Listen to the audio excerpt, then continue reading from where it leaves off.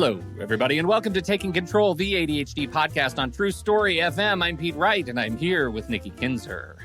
Hello, everyone. Hello, Pete Wright. Nikki, this is so crazy. So, back chat.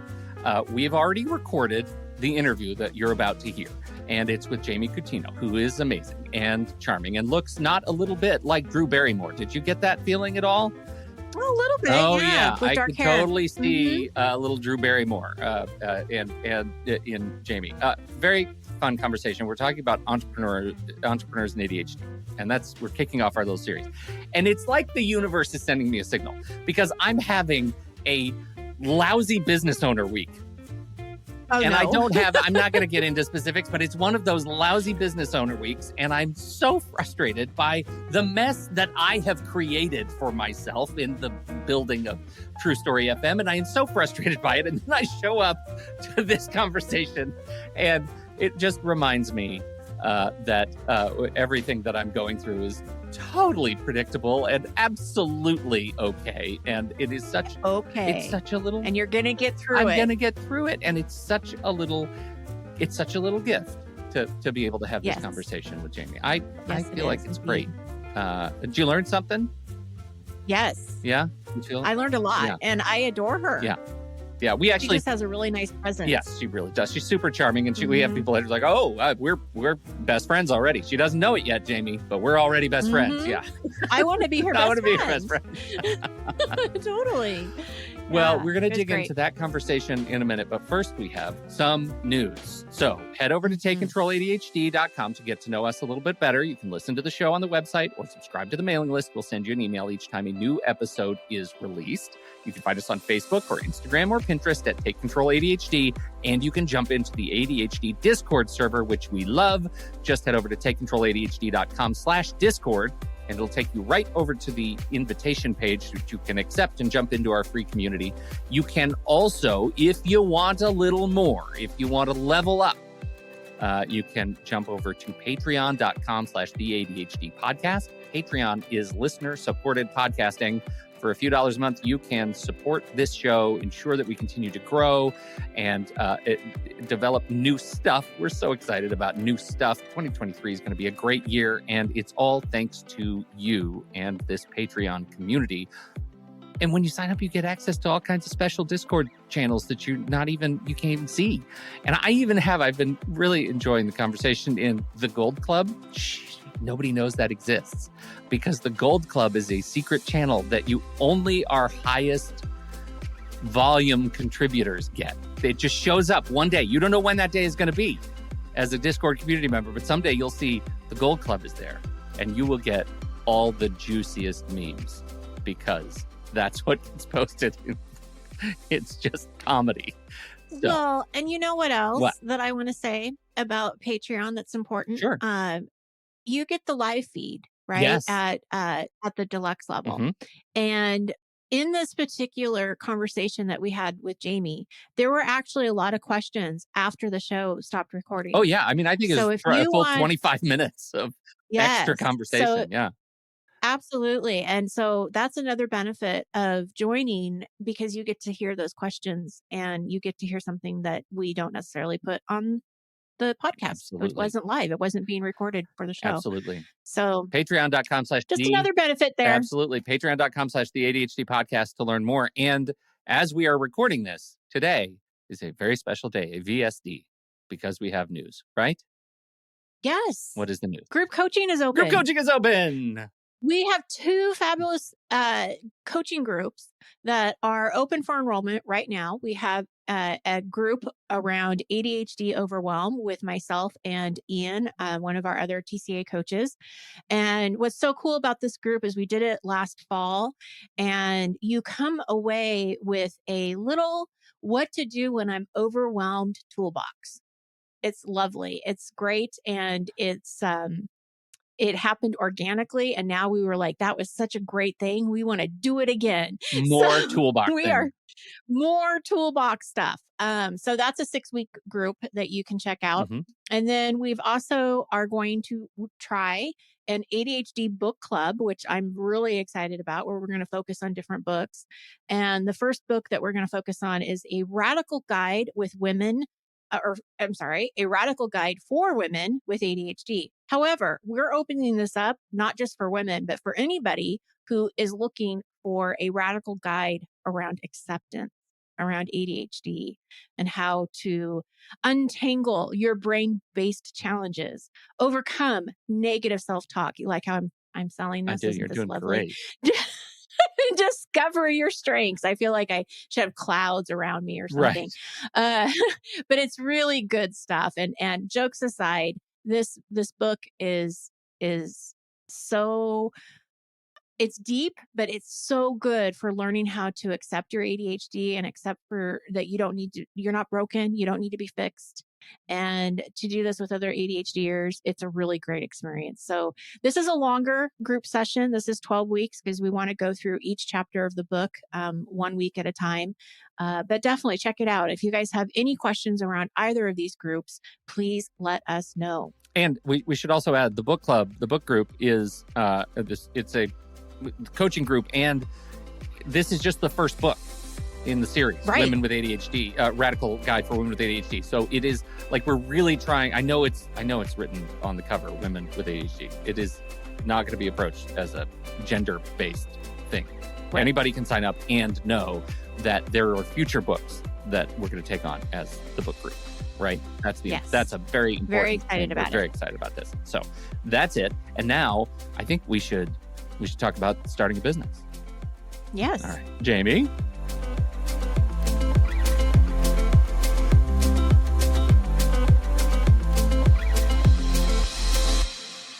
Jamie Cutino is a Master of Occupational Therapy and a founder of Outsmart ADHD and co-founder of Be Unemployable, an educational brand and podcast for entrepreneurs. Jamie, welcome to the ADHD podcast.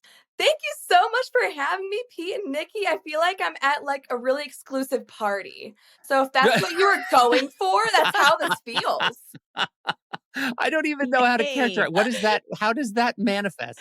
Now I really want to know. What are we doing that makes us feel exclusive? Well, are we on a boat somewhere? Well, so not exclusive, but like you make me feel really special. Okay, and I'll take I'm just like, there's no way you're doing this for everybody. So this has to be exclusive.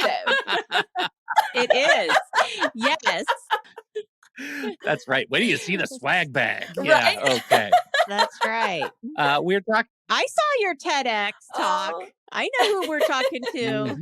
Mm-hmm. You are important and you have a great message to share For sure. So we're happy to have you Well, here. and you're here kicking off a little series that we're talking about entrepreneurship and ADHD, because I know a lot of people have in their heads and hearts that starting a business, running a business, owning a business is going to be just, nay, impossible to do because of the relationship they have with their ADHD. Mm-hmm. And we got real excited to talk to you specifically so that we can kind of countermand or intervene in that particular thought process and hopefully do some retuning and celebrate what we can do with our ADHD that might actually support and be good for a new business. So let's just start with your journey to both with ADHD and your own businesses. Oh, thank you. So, when you go to school for 10 years and get a master's degree, like the goal wasn't to go to school for 10 years and then not use that degree in the traditional sense, So I have a master's degree of occupational therapy.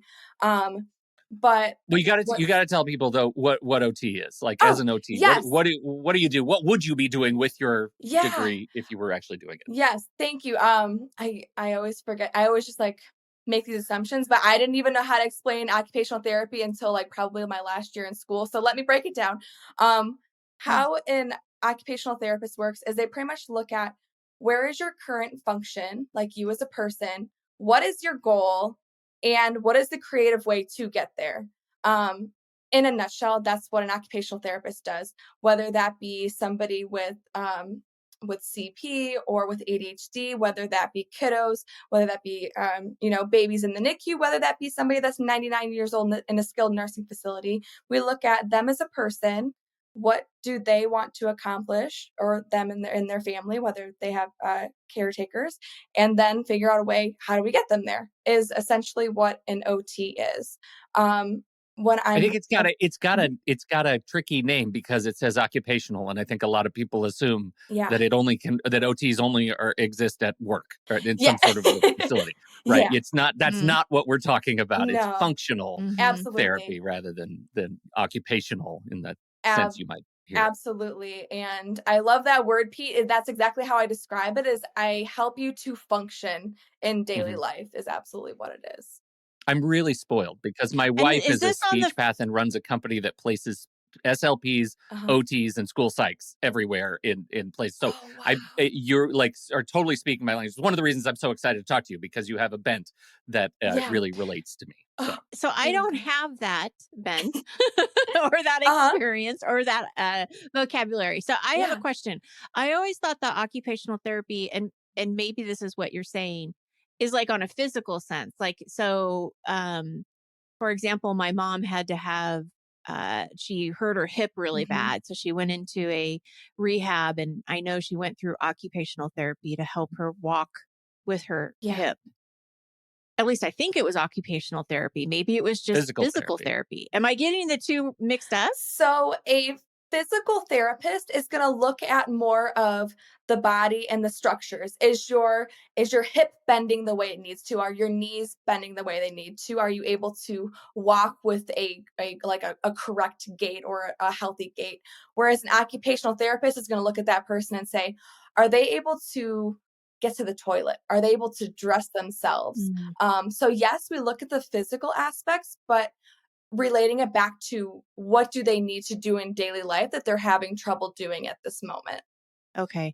So how does that work with ADHD then? So with ADHD, occupational therapists, there are physical things we can help with, but also it can be related to helping with getting tasks done.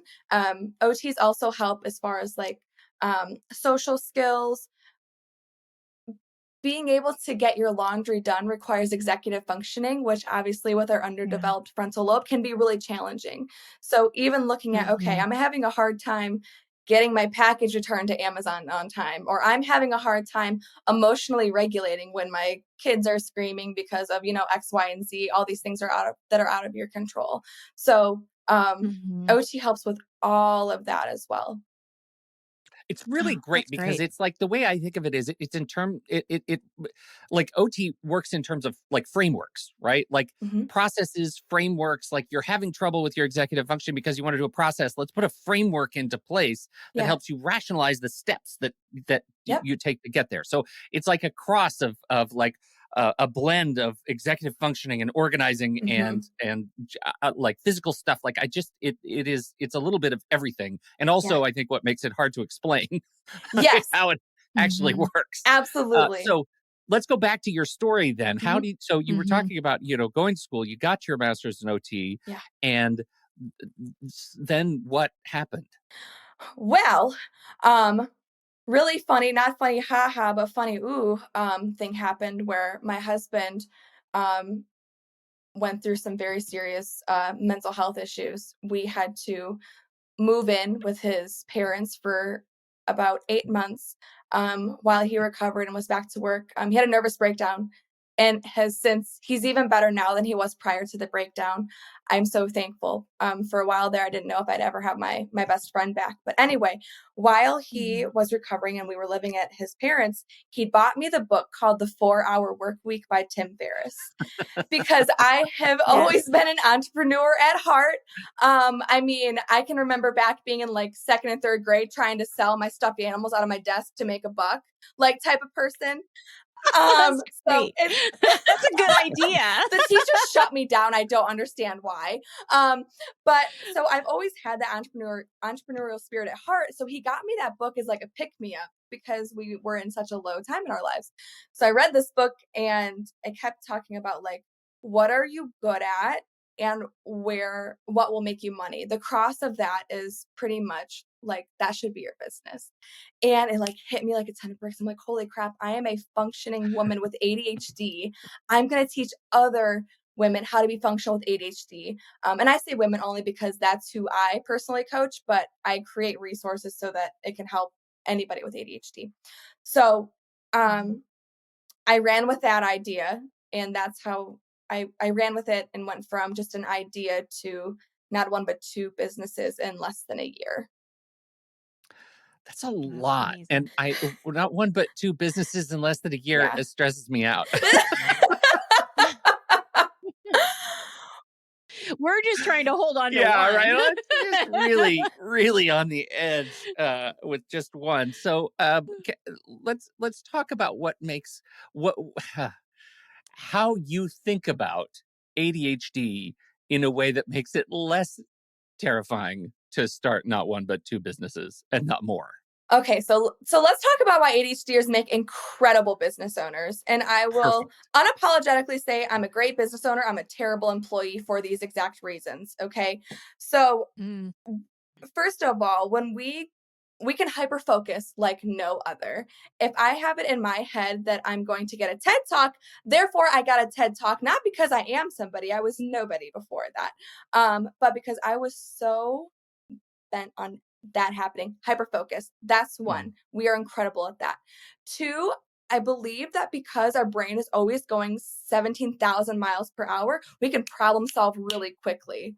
And I talked about that in the TED talk too. If I'm having a business problem and I've got two options, let's ask a neurotypical or let's ask an ADHDer. I'm going to ask an ADHDer. They are brilliant humans who will problem solve, and by the time that, a neurotypical has one possible solution, the ADHDer has like 150, they've already tried 30 of them. So that's another reason why we are incredible business owners. But another thing that I didn't even realize that helped me in my business until my business partner, Maggie, pointed it out was my lack of understanding social/rejection cues. That in Yeah. itself, yeah. Um, that helped me to get the TED Talk. If you were to have seen the email that I sent TEDx coordinators, you would die of embarrassment. I mean, I had no idea what I was doing at all. Not a one. And when somebody tells me no, I don't take it as an actual no until I'm told at least 3 times. Which I think also makes us incredible business owners, because if you're told once and you give up, you're never going to get anywhere in business. So those are just a few things that I think makes us incredible business owners. I had an old boss that I used to work with, and one of the things that he would say, he was very innovative and always had really great Mhm. ideas. And he would say to me, he's like, "You keep pushing for it until they tell you Mhm. no." And what I love about what you're saying is you keep pushing for it until they tell you no Oh, 3 at times. least 3 times. Don't just tell me once. At Yeah. least. Yeah. Mhm. Yeah, I love Thank that. you. I want to lean in a little bit on the rejection piece because, and I'll back up a little bit. Mhm. I've been listening to Be Unemployable, the podcast you do with Maggie, and one of the things that I think you both say, and just heard her say this morning, so it's stuck in my mind. Mhm. She was talking about something completely different, but the context of her talking about this thing, she said, I some people's brains work this way. Mine does not. Mhm. Therefore, this wouldn't work for me, but it might work for others. And you Yep. jumped in. You were like, oh, my brain does work that way, Mhm. which I found really gratifying, because that leads us into this conversation about rejection. You Yeah. said that you don't have a strong awareness or relationship with rejection. Yep. We have a lot of people in our community that do have a very close relationship with RSD and rejection sensitivity, Yeah. and that can be debilitating in the space of hearing a lot of no's before you get to yes. Yeah. How do you coach people around that? I guess two questions. How do you coach people around creating a healthier, positive relationship with rejection when they are sensitive to it? And how do you personally do it when you don't have those issues yourself? that make sense? Am I just It vomiting makes words at this point? perfect sense. It makes absolutely perfect Okay. sense. So I actually, so my relationship with RSD is very funny because I absolutely have experienced it very, very strongly in some situations, and then other situations I totally didn't even see it. Like, such as in email, maybe I'm not going to see it, or if it's written down, I'm a lot less likely to pick up on it. If it's said to me face to face, I'm more likely, but I still have to like study the body language. Sure. But I struggled showing up on social media in the beginning of my business. Um, didn't even realize it was a fear of being seen and a fear of being rejected. And I'll be transparent. I personally went to a therapist for that reason. I sat down. She's like, "Why are you here?" I'm like, "Listen, being afraid of being rejected is keeping me from getting in front of the people I want to help the most, and I want to get past that." I literally went to therapy to help my business and to help the people that I Yeah. want Yeah. to help. Yeah. So first of all, if you find that it is crippling to be in front of other people, there may be something that has happened in previously in your life that is making it really, really hard to show up. A lot of us that experience RSD, it didn't come out of nowhere. It came from a lifetime of being rejected. So first of all, I want to normalize that experience. I have absolutely experienced it to where it was crippling, and I worked through that in therapy and in coaching with Maggie as well.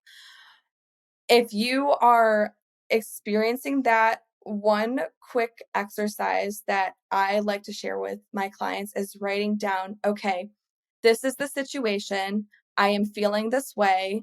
And then after that, is is my perception of this accurate? If I'm feeling like they're rejecting me because I said something that was maybe they perceived as not intelligent or rationalizing, is what I'm feeling accurate? Am I actually a terrible person? Because a lot of times I feel like I Yeah. am a terrible person. I'm not worth talking to. Rationalizing that that's not accurate. Yeah, because the ADHDer is going to the worst case scenario. I mean, right? Yeah. Like, I had a client who has a meeting with her boss today and she's terrified. And I could be wrong, but my guess is that the meeting is probably just a touch base, but she doesn't see that. She thinks she's getting fired. Something we go back to often is that the mantra of like, am I right now? Am I living in fact and truth? Right? Am I Yes, living with what I know to be true, or am I living inside the story that I'm telling myself about it? exactly. Nikki, to touch on what you had said as well, it's like your client's very likely just the boss wants to touch base, right? And sometimes I will even Mhm. play devil's advocate if they're feeling like, okay, I'm gonna have to get fired. It's like, okay, so worst case scenario, you get fired. Let's say that happens. Are do you have skills? Do you think you could probably find another job? Mhm. Like Hmm. if your life depended on it, could you do Yeah. DoorDash? It's like, yeah. Do you think you're gonna lose your house like tomorrow if you're gonna get fired? Probably not. Maybe there's someone you can so Mhm. sometimes I'll even play devil's advocate. It's like, "Okay, so let's assume that that happens. Yeah, What let's would play you it do out. about?" Yeah, Right. Yeah. let's play it Yeah. out. And then when Yeah. they realize Yeah. like, "Oh, like my life isn't over even with the worst case scenario," which is very likely not going to happen, sometimes it can Right. tame those circling thoughts that can be absolutely overwhelming.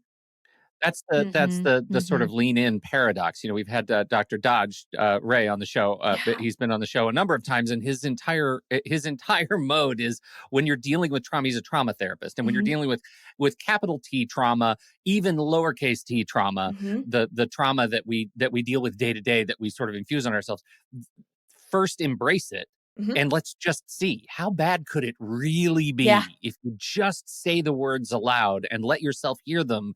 Is it really does that allow you to reset inside of fact and truth, Right. inside of only Mhm. what you know? Mhm. I think Right. that's a real gift. To play that out is that's pretty special. So as an entrepreneur, I'm curious going back to that because there's a lot of time, I mean, you almost have to accept the fact that as an entrepreneur, you're going to try something and it's not going to work out. I'm laughing Right? because it's like, I'll let you know when I have it all figured out, Nikki. I'll give you a call. Yeah, right. Exactly. I mean, I can't tell you how many things that, Mhm. in my own business, and Pete, you've been alongside with me for the whole thing. how many ideas we've had and how many things we've Yeah. tried. And it's interesting because now, like, I'll try something, and if it doesn't work out, I really don't take it personally. Mhm. I'm like, okay, well, that just didn't work out. Like, we move on to the next thing. What did we learn from it? Absolutely. It wasn't right for our clients. Okay, it wasn't right for our listeners. All right, I Right. get that. It's okay. But we've been doing this for a long time, and we've been trying things for a long time. And I don't know if we would have felt that way 10 years ago. I think we both would have been I devastated think and you would could have been safely like, oh say my we God. were devastated. Like, we've lived through We that. It's like, let's not act like that didn't happen, Nikki. Yeah, let's live in fact and truth. Yeah. We've tried some crazy stuff. Weird stuff. Yeah. But yeah, so how do we, especially somebody who's really excited about starting a new business, they want to be on their own, maybe they just got, I hear this a lot, I don't know if you do too, Jamie, they got let go, maybe not because they were fired, but because they were laid off or whatever, and like this is the opportunity, Yeah. right? The door has opened, but they're just starting. Yeah. What would you say to that person? This is okay. Listeners, don't glaze over when I say this because you're going to be like, oh, I've heard this before. But you really have to go back to why you're doing this in the first place. My why was that Mhm. I wanted to make sure that my husband was never so stressed out to where he would have another mental breakdown. Quite honestly, that in itself, there's nothing that was more painful than watching that happen to my best friend. There's nothing that would make me more Yeah. determined. But also the thought of sitting in a desk for 40 hours a week working for somebody else who is going to not value me the way that I deserve to be valued. The fact that I'm going to have to ask them every single time that I want to take a sick day, a vacation day, that in itself, yes, entrepreneurship is hard, but it's really hard reporting to somebody that does not value you the way that you deserve to be valued and that doesn't give you the freedom that you so desperately want and honestly need as an ADHDer with very fluctuating energy levels. I mean, I don't know about you Yeah. guys, but I can have the best of intentions for a day. And sometimes it just does not go as planned. And then the next day, I get 2 times as much done as I had originally planned. Mhm. And I personally don't know of a job clocking in for somebody else that gives me that freedom. And I remind myself of that every time that it gets tough. Because if I were to sit here and say that I'd never thought about why did I even do this? It's so hard. That'd be a total lie. It's really challenging. But to me, it's Mhm. worth it to not have to work for somebody else and to have freedom. It's interesting because a couple of things I want to say about what you just said. One is I totally agree with you about the sick day. Like that is definitely one of the reasons why I wanted to work Yep. for myself is that I hated the fact that I would have to go into my boss's office and say, "Can I, get off 30 minutes early today Right. so that I can do this?" Like it's Mm-hmm. ridiculous. I wish that the work environment wasn't so 8 to 5 Well, and it's Uh-huh. only gotten worse now with like productivity tracking and people Yeah, buying mouse exactly. jigglers to make it look like their computers are active. I Like, It's may or may crazy. not It's have done crazy. that as I was building my business behind the scenes in my corporate job. If you are doing that, go buy yourself a mouse jiggler. I didn't tell you that. Don't tell him, but I'm telling you to go no, do that. they may not even exist. I mean, you'll have to go to Amazon and find out. They could Right. be just, You I they might not be a thing. We could be making that up right now. we Me and could Jamie could we be That's could making right. it up. totally be making Yeah. it up. Yeah. Yeah, That's yeah. right. But also, we're Well, not and making it the up, And not maybe. even a little we're bit. not Maybe You need we're to making go it not you need to even go a to little. Amazon right now. That's the Yeah. best $20 that you're ever gonna spend. show done. Right. Send out. Go, go.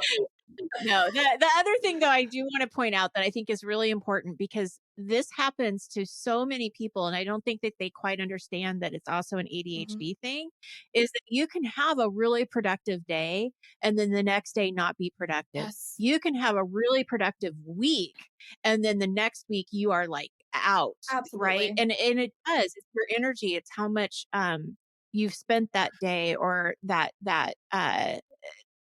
dopamine is high one day Mhm. and then it just goes Yeah. down to nothing. And it's very normal. And I Mhm. think that people don't understand how normal it is that you're you're going to go in waves and Absolutely. accept it. Absolutely. If you can accept it and embrace Mhm. it, it's not as Well, bad. You won't have as much shame Yes. around it. we've talked a number of times about embracing just like healthy sleep patterns and how good sleep is for you. But Mhm. it's also okay to embrace your productive hours of the day. Like I Mhm. get sometimes just get on a energy bender at 9 o'clock at night Mhm. and can work until 3 and not Yeah. even notice. Yep. And as long as you're cognizant at some point that your body needs to recharge. You can't Mhm. just then eat cereal from 3 to 7 and Right. then start work again. Like it Right. really, you have to find a balance, and that might Yeah. not be sustainable. It's okay Yes. to give yourself to celebrate the work that you're doing when you're doing it. Absolutely. Maggie's an incredible example of this. I mean, she can work literally all night and get so much done. And then the next like day or two, it's like she's resting. She absolutely respects that, like when she's got a bout of hyperfocus, she's gonna harness it and then she's going to rest when she needs to.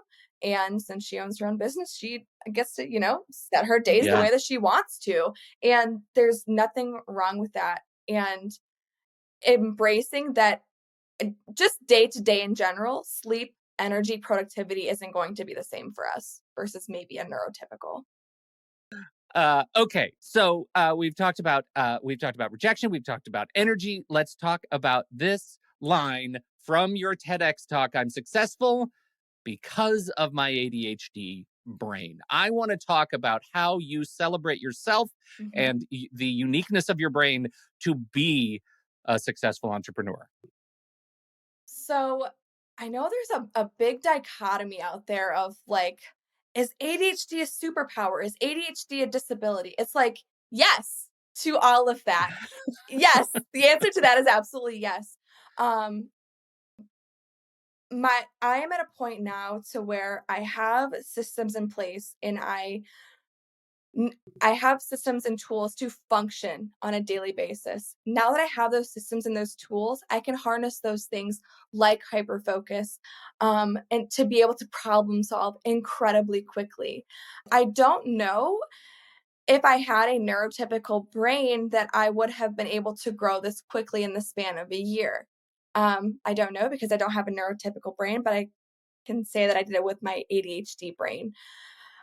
There's so much stigma put on people with ADHD that we are not capable, that we just need to try harder, that we're not focused, we're not organized, which I don't think that it's our brain that's at fault. I think that the world tries to put us in this neurotypical bubble and give us neurotypical tools.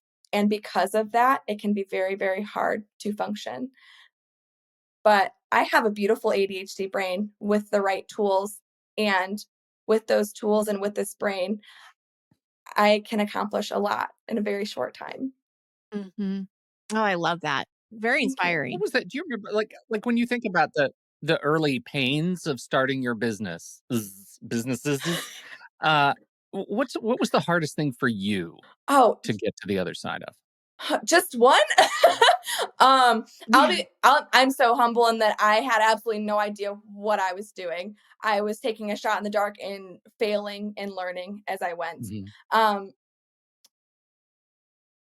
as silly as it sounds, learning how to talk to people was challenging for me, and that may sound very silly with how Sounds a little ridiculous right it now. sounds ridiculous right now, but I was very much crippled by RSD, and if there was someone who didn't answer a message when I'm offering my services and they're reaching out for help, I absolutely took it to heart. Learning how to talk to people in a professional manner, learning how to talk to people not just as their best friend, but as an expert in the field felt very uncomfortable for me in the beginning because I just want to help everyone. And once I get close with someone, it's like, oh, well, you're just a best friend now.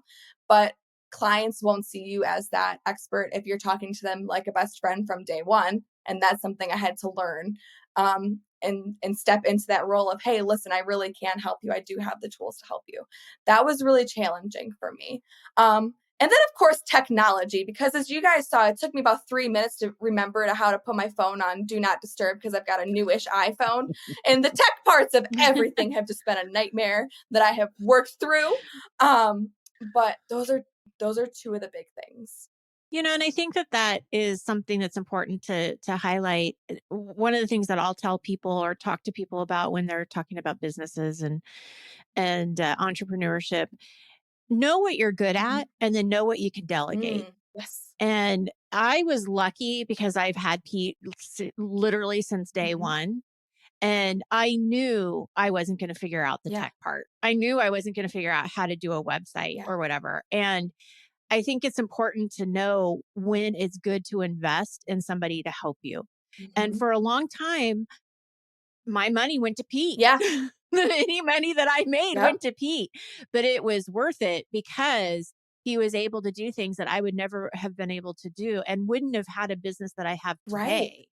And so I think it is important to know what you're good at, what you're not good at, be able to invest in that, delegate it, and really concentrate on what you want to do and watch it flourish. Absolutely. And a lot of my beginning revenue also went into, I hired Maggie as my business coach before I had a dime of revenue.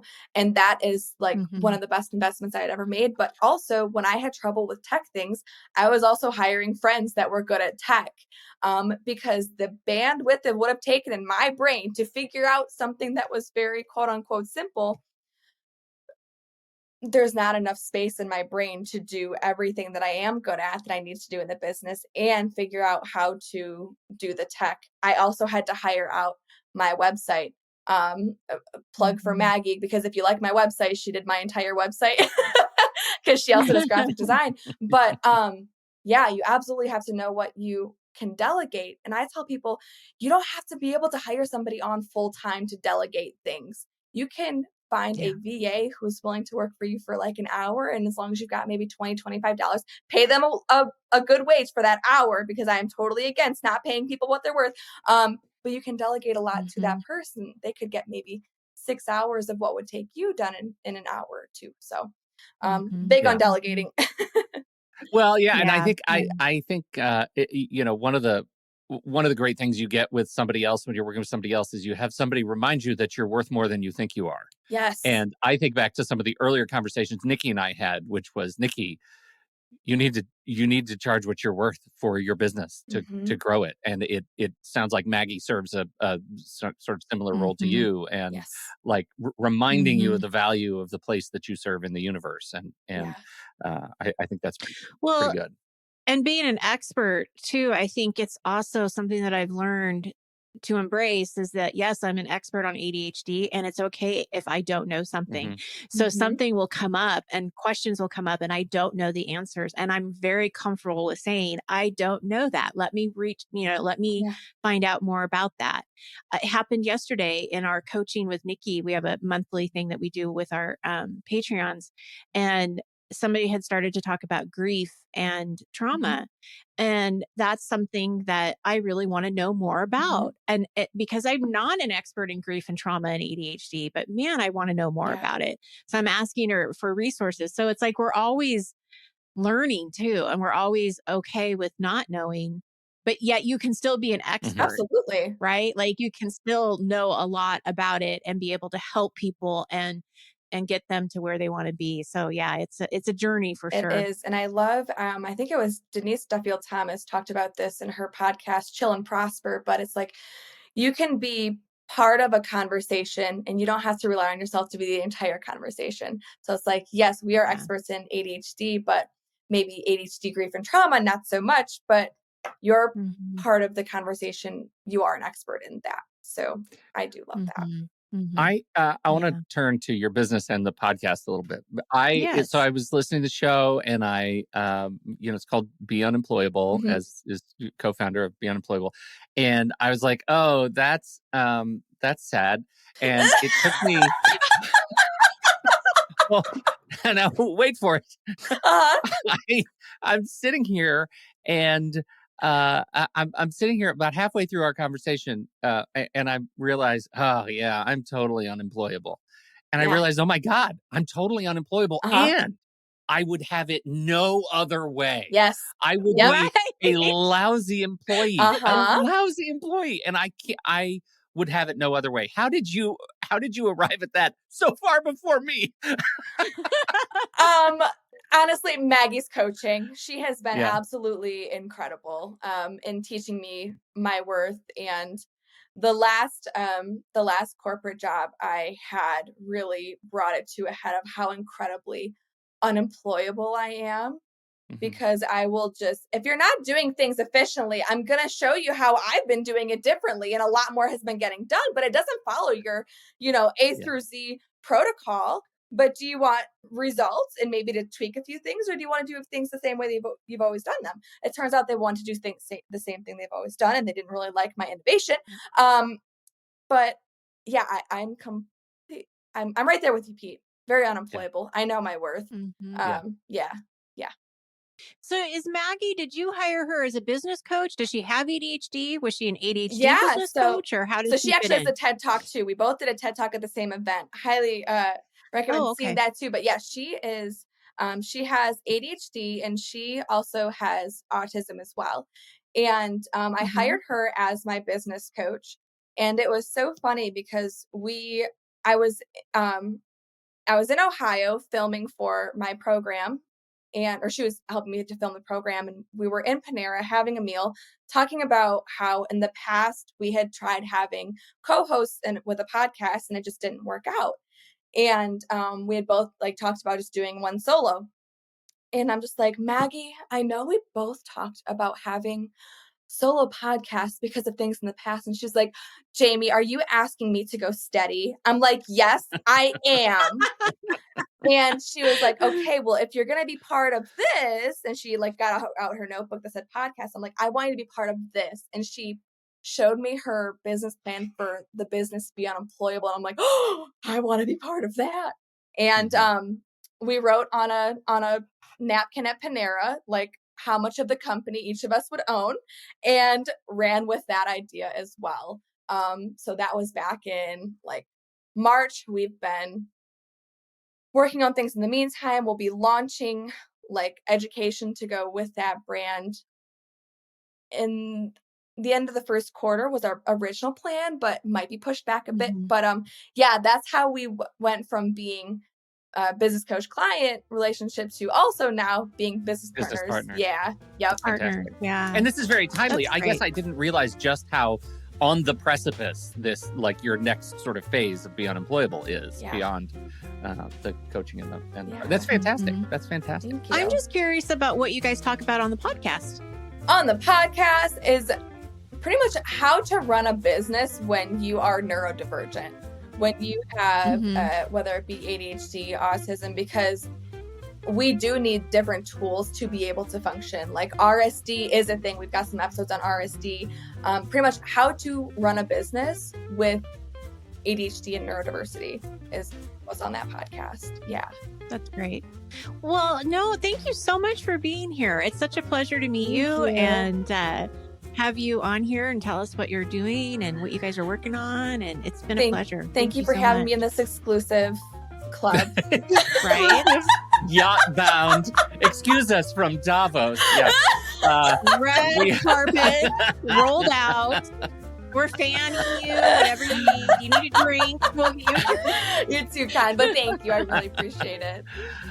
And thank you, everybody, for downloading and listening to this show. We sure appreciate your time and your attention. Don't forget, if you have something to contribute about this conversation, we're heading over to the Show Talk channel in the Discord server, and you can join us right there by becoming a supporting member at the deluxe level.